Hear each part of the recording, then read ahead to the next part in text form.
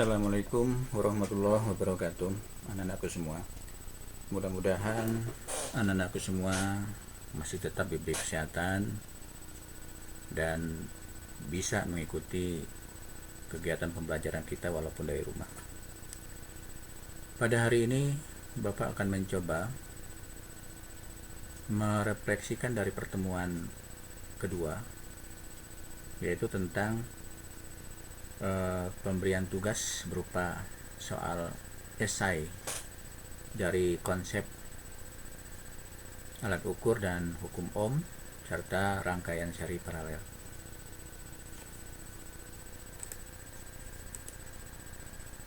Nah, ini soalnya ada 4 soal. Yang pertama berupa gambar rangkaian yang terhubung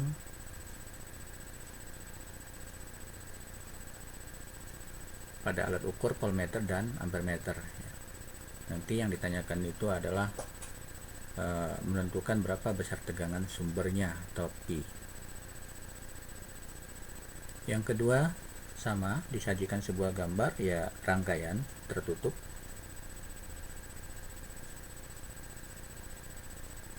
yang dihubungkan juga dengan alat ukur volt dan ampermeter. Yang ditanyakan itu adalah menentukan nilai hambatan R. Kemudian yang ketiga itu adalah rangkaian seri dan paralel yang merupakan rangkaian gabungan. Ada 4 hambatan seperti pada gambar ini dengan GGL-nya atau sumber tegangannya itu adalah E arus, I1, I2, I3 yang merupakan arus dalam cabang. Nah, nanti yang ditanyakan itu adalah karakter-karakternya, diantaranya hambatan pengganti, kuat arus, dan beda potensial serta daya yang diserap oleh salah satu hambatan. Kemudian yang terakhir, yang keempat, itu adalah tentang menentukan nilai hambatan pada penghantar atau pada tahanan. Nah, ini soal yang diberikan kemarin ya. Baiklah, kita coba untuk membahas yang pertama. Nah, pada gambar ini kalau kita lihat bentuknya akan mirip seperti ini. Di sini pada R1 ujung-ujungnya itu dipasang voltmeter. Maka nanti kita bisa menentukan berapa nilai tegangan pada R1. Kemudian R2, R3 ini dipasang secara paralel. Nah, kita harus menentukan berapa penggantinya sehingga nanti gambar ini menjadi seperti ini. Menjadi sederhana seperti ini, merupakan 2 hambatan yang dipasang secara seri. Dalam rangkaian ini dipasang ampermeter ya. Secara seri tentunya. Nah, kemudian dari gambar ini yang ditanyakan berapa tegangan sumber. Nah, berapa tegangan sumber? Berapakah tegangan sumbernya? Atau berapakah Pi? Nah, di sini. Ya, kita coba jawab. Langkah pertama, kita cari dulu tegangan yang ada di R1, yaitu dengan melihat voltmeter. Kita baca pada angka yang ditunjukkan oleh voltmeter. Nah, caranya yaitu angka yang ditunjuk oleh skala jarum. Nah, di sini itu adalah 1,5. Kemudian dibagi skala maksimumnya yaitu 5 dikali batas ukurnya yaitu 10. Tanda ini 10 volt ya. Nah, selalu ada 0 dan angka di sini. Yang kita ambil tuh yang memiliki nilai. Itu sebagai batas ukur. Nah, kalau kita masukkan, maka nanti tegangan pada R1 ya Bapak buat aja Pi R1 itu adalah 1,5 dibagi 5 dikali 10, maka hasilnya 3 volt. Nah, maka terjawab ya bahwa tegangan di sini adalah 3 volt. Lalu nanti kita akan menghitung berapa tegangan yang ada di sini, yang ada di R2 R3 yang merupakan paralel. Nah, kalau di sini sudah kita temukan, ya tinggal kita jumlahkan saja bahwa Pi 1 tambah Pi P atau Pi 2 itulah P-nya, itulah tegangan sumbernya ya. Untuk langkah kedua, kita cari arus ya, arus yang mengalir pada rangkaian nanti. Nah, nanti arus akan mengalir pada R1 dan juga pada R gabungan ini, R seri ini, R paralel ini, R2, R3. Kita cari dulu arusnya. Ya, sama dari alat ukur ini, dari alat ukur ampermeter dengan cara yang sama seperti voltmeter, bahwa I itu adalah angka yang ditunjuk jarum 6 dibagi skala maksimum ampermeter yaitu 10 dikali batas ukurnya 1 ampere. Maka nanti nilainya itu adalah 0,6 ampere. Jadi arus yang ngalir dalam rangkaian tertutup ini pada R1, pada R2 dan R3 secara paralel itu adalah sama, yaitu 0,6 ampere. Kemudian kita cari pengganti dari R2, R3. Nah, di sini angkanya ada 10 dan 10 ya. Di konsepnya sudah diberikan dalam rangkaian bahwa kalau hambatan itu paralel, maka nanti penggantinya menjadi kecil, yaitu dengan 1/RP, RP atau R saja itu adalah 1/R2 ditambah 1/R3, yaitu 1/10 tambah 1/10. Akhirnya kita peroleh 1/RP itu 2/10. Maka nanti hambatan pengganti 2 dan 3, nah, atau Bapak buat R2 saja penggantinya, namanya ya, nama pengganti R2 saja atau RP boleh, itu adalah 5 ohm. Nah, kalau hambatan penggantinya sudah ketemu, maka kita bisa mencari berapa tegangan di sini gitu kan, P2-nya. Atau kalau di sini buat P-nya gitu. Ya, dari konsep ohm bahwa P itu adalah I kali R ya. I2-nya sama dengan I, yaitu 0,6. R2-nya atau RP-nya tadi itu adalah 5. Nah, tinggal dikalikan saja. Jadi nanti tegangan pada P2 atau pada cabang itu adalah I dikali RP. I-nya 0,6 dikali 5, yaitu 3 volt. Nah, jadi kalau P1-nya sudah ketemu, P2-nya sudah ketemu, maka besar tegangan sumbernya itu adalah tinggal dijumlahkan saja, bahwa P sama dengan P1 tambah P2 atau PR1 ditambah PRP. Nah, 3 volt tambah 3 volt, 6 volt. Nah, inilah jawabannya. Jadi besar tegangan P pada sumber ini adalah 6 volt.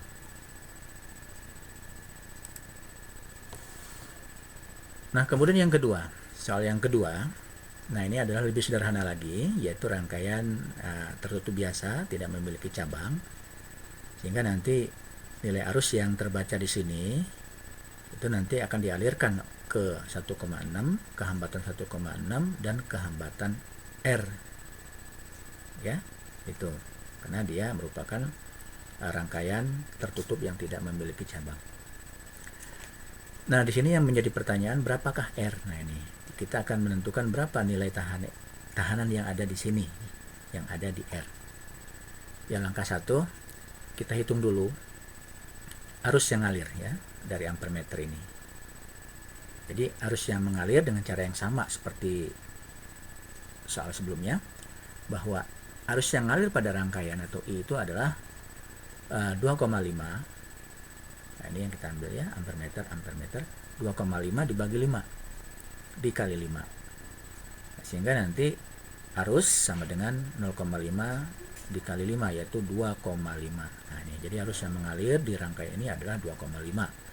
Yang mengalir ke hambatan 1,6 ohm adalah 2,5, yang mengalir pada R juga 2,5. Karena itu karakteristik dari rangkaian seri. Kemudian yang kedua, kita tentukan tegangannya. Nah, ini tegangan di sini berapa gitu. Tegangan yang ada di R, tegangan yang ada di ujung-ujung hambatan R ini. Nah, di sini ada voltmeter. Ya, kita tinggal membaca saja pada voltmeternya. Sehingga nanti akan kita peroleh bahwa tegangan pada R, tegangan pada ujung R itu adalah 2,5 skala jarumnya dibagi 5 dikali 10. Nah, sehingga nanti tegangan pada titik R, nah ini yang ada di sini itu adalah 5 volt. Nah, ya.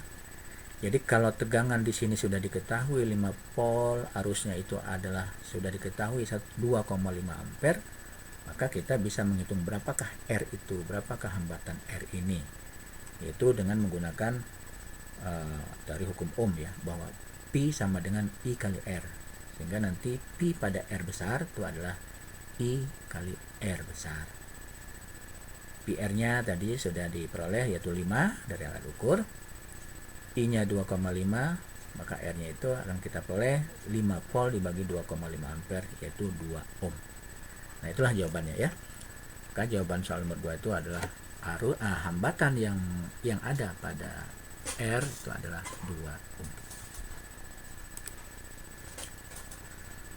Kemudian soal yang ketiga.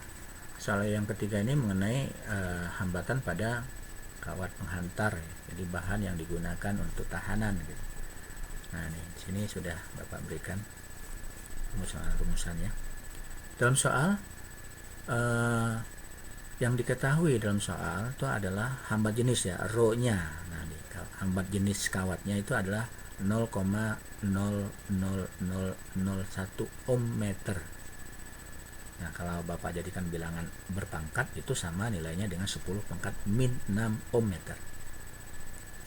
Kemudian luas penampang, nah ini besarnya, luas penampang itu adalah 0,0000025 meter persegi. Ya, jadi kalau dibuat bilangan berpangkat sama saja dengan 2,5 kali 10 pangkat min 7 meter persegi. Kemudian hambatan pengantarnya diketahui, yaitu 57,6 ohm. Nah, ini digunakan untuk membuat elemen pembakar listrik atau elemen pada setrikaan lah begitu ya, yaitu 1 kilowatt. Nah, ini sebenarnya daya yang dibutuhkan nanti pada pembuatan alat pembakar listrik ini, elemen pembakar listrik. Ini sebagai pelengkap sebetulnya, dayanya sebagai pelengkap. Yang ditanyakan berapakah panjang kawat yang diperlukan. Nah, itu. Jadi kita kembali ke konsepnya bahwa hambatan pada penghantar itu adalah hambat jenis dikali panjang kawat penghantar dibagi luas. Nah, ya. Ini. Sehingga nanti akan kita peroleh bahwa L, ini I, bukan I ya, tapi L itu panjang. L, nah dari rumus ini, L itu adalah R kali A dibagi rho. Jadi L itu adalah R kali A, hambatan dikali luas penampang dibagi hambat jenis. Nah, kita masukkan R-nya 57,6, luasnya 2,5 kali 10 pangkat min 7, rho-nya 10 pangkat min 6. Akhirnya kita peroleh 57,6 dikali 2,5 diperoleh 144 kali 10 pangkat min 7. Nah, di sini ada pembagian bilang berpangkat ya. 10 pangkat min 7 dibagi 10 pangkat min 6, jadi 10 pangkat min 1. Akhirnya kita peroleh hasil bahwa L itu adalah 14,4 meter. Jadi panjang kawat yang diperlukan untuk membuat elemen pembakar listrik 1 kW itu adalah 14,4 meter. Itu. Kemudian yang terakhir, soal yang terakhir ini tentang rangkaian hambatan secara gabungan. Seri, 1 seri dan 3 cabang. Nah, ini dihubungkan dengan E. E itu sebenarnya sama dengan elemen ya, artinya sumber tegangan kecil seperti batu baterai, aki. Nah, ini E. Jadi E itu singkatan dari elemen atau GGL, gaya gerak listrik 24 volt. Nah, ini hambatannya R4 itu 10 ohm, R1 20, R2 30 ohm dan R3 60 ohm. R4 ini mengalir arus I yang merupakan arus rangkaian. Lalu nanti ada titik cabang sehingga arus tadi mengalir. Ada yang ke cabang 1 ke atas untuk R1, ada yang ke tengah, cabang tengah I2 untuk R2, dan ada yang ke bawah I3 untuk R3. lalu nanti keluar menjadi arus I rangkaian. Nah, yang pertama pertanyaan, berapakah hambatan penggantinya? Nah, kalau hambatan pengganti yang kita pandang itu hambatannya saja ya, jangan yang lainnya. Pertama, untuk menghitung hambatan pengganti rangkaian ini dari titik ini R4 sampai titik keluar ini 2, 3, dan 1. Nah, itu adalah kita cari dulu pengganti yang ada dalam cabang. Yang ada dalam cabang yaitu R1, R2, R3. Karena ini adalah paralel, maka nanti penggantinya menjadi kecil ya, menggunakan konsep 1 per R1 tambah 1 per R2 tambah 1 per R3. Jadi nanti penggantinya kita sebut dengan RP ya, artinya hambatan paralel. 1 per 20 tambah 1 per 30 tambah 1 per 60. Penyebutnya kita samakan jadi 60. Akhirnya yang di atas, yang 20 3, yang 30 jadi 2 di atasnya 61 ya. Ini akhirnya yang atas kita jumlahkan 3 tambah 2 tambah 1 6. Jadi 6 per 60 itu baru 1 per RP. Maka RP-nya itu adalah 60 dibagi 6 yaitu 10 ohm. Jadi hambatan pengganti yang paralel ini adalah 10 ohm. Nah itu.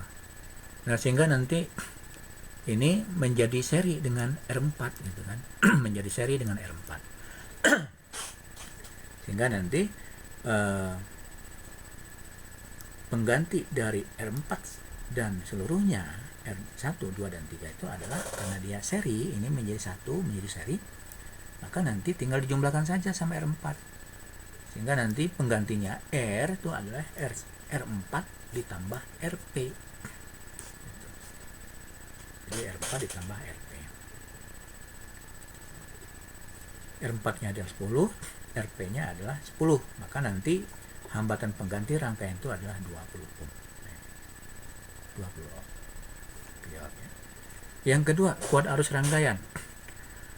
Nah, untuk menghitung berapa kuat arus rangkaian, arus yang mengalir pada rangkaian ini, ya berarti kita gunakan konsep hukum Ohm, bahwa I sama dengan P per R, atau P sama dengan E per R. Nah, E-nya adalah 24, R-nya tadi adalah R pengganti seluruhnya, yaitu 20.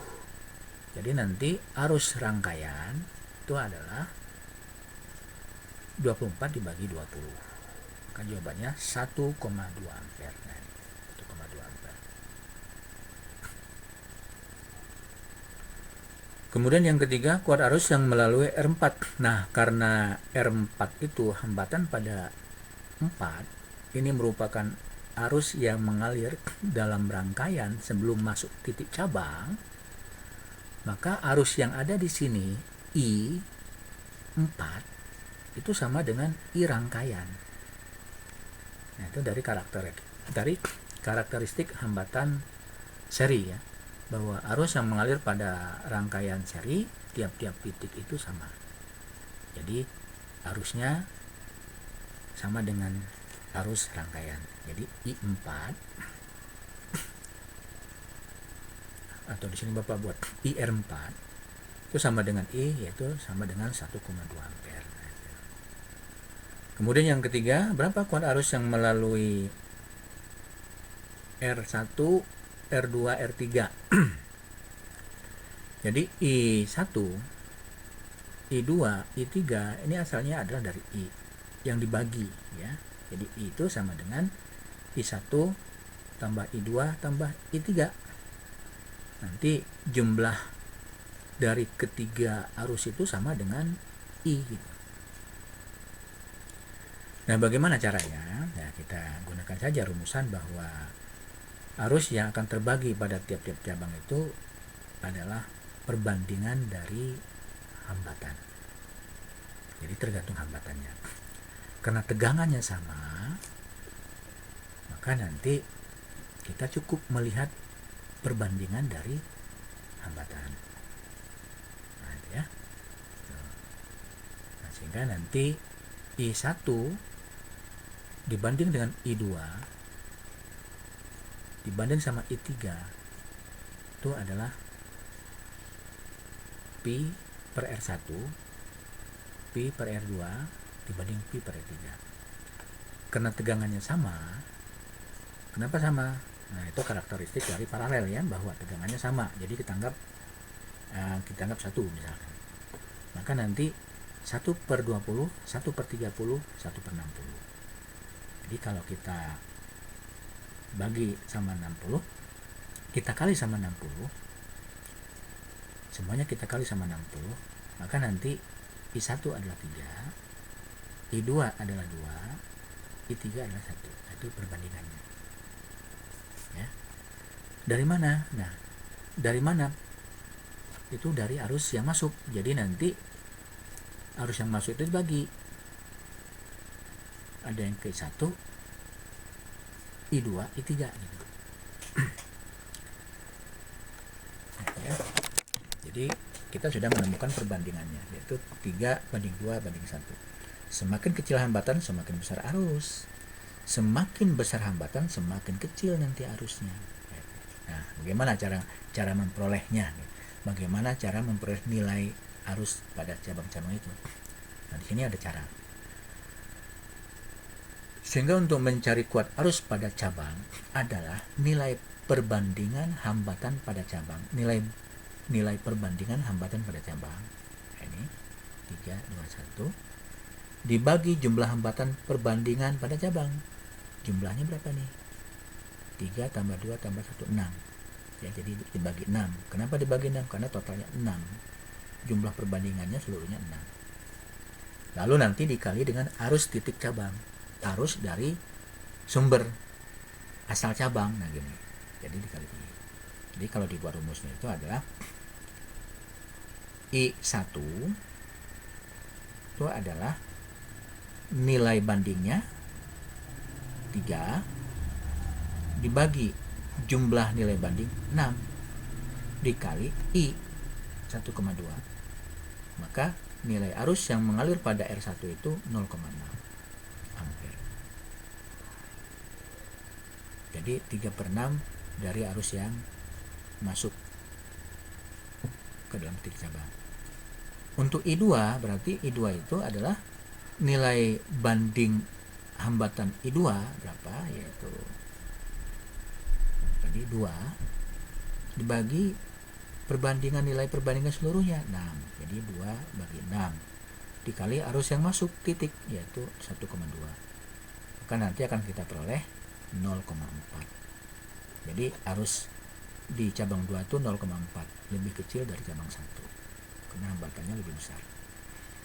Nah, cabang 3 sama, nilai perbandingan arusnya itu adalah 1. Di 3 itu adalah 1 dibagi 6 dari jumlah seluruhnya, dari jumlah seluruh perbandingan nilai arus dikali arus yang masuk titik cabang 1,2. Kita peroleh arus pada cabang 3 itu adalah 0,2 ampere. Gitu ya. Jadi berapa kuat arus yang melalui R1 adalah 0,6 jawabannya. Pada R2 0,4 ampere, pada I3 0,2. Kalau dijumlahkan sama dengan arus yang masuk titik cabang, yaitu 1,2. Nah, itulah cara menjawab untuk nilai arus pada tiap-tiap cabang dengan menggunakan perbandingan hambatan.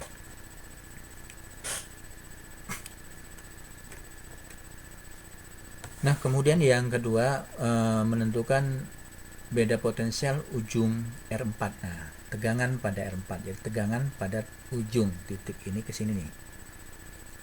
Nah, jadi tegangan yang ada di sini itu adalah arusnya dikali hambatannya. Nah, jadi tegangan pada R4 itu adalah arusnya 1,2, hambatannya 10. Jadi tegangan yang ada di R4 adalah 12 volt. Itu. Kemudian tegangan pada R1, R2, R3 dalam konsep hukum Ohm pada rangkaian paralel bahwa tegangan yang mengalir pada tiap-tiap cabang itu sama.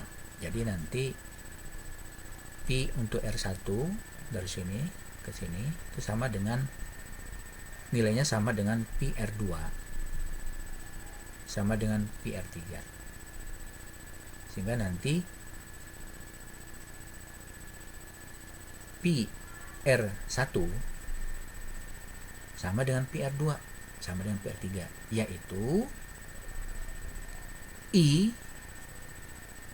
dikali RP dari hukum Ohm ya, bahwa tegangan dari titik ini, titik cabang masuk sampai titik cabang keluar itu adalah I jumlah I1, I2, I3 berarti sama dengan I dikali jumlah paralel R1, R2, R3.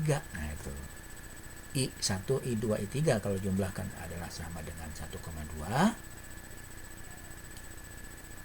Kemudian R-nya penggantinya tadi adalah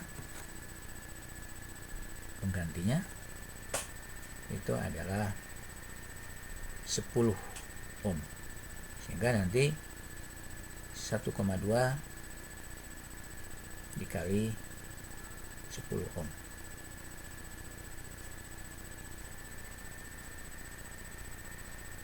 Nah ini ya.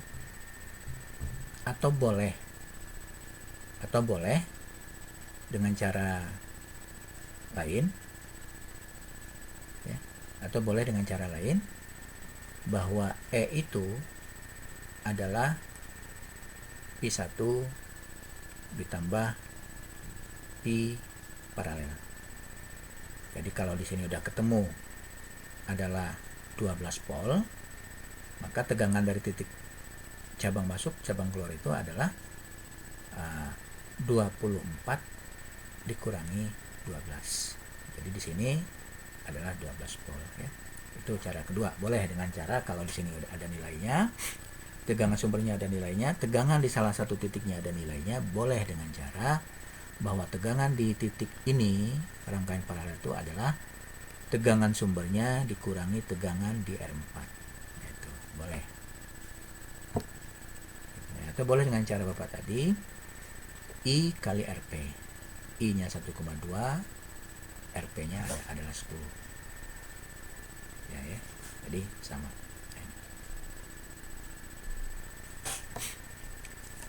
Kemudian yang terakhir, berapakah daya yang diserap pada tahanan 1? Nah, berapa daya di sini? Jadi daya yang diserap oleh hambatan 1 atau R1 dari konsep daya listrik itu adalah tegangan yang ada di R1 dikali I arus yang ngalir pada R1. Nah, tadi tegangannya itu adalah 12 volt. I1 nya itu adalah 0,6. Kan nanti daya pada tahanan atau hambatan 1 itu adalah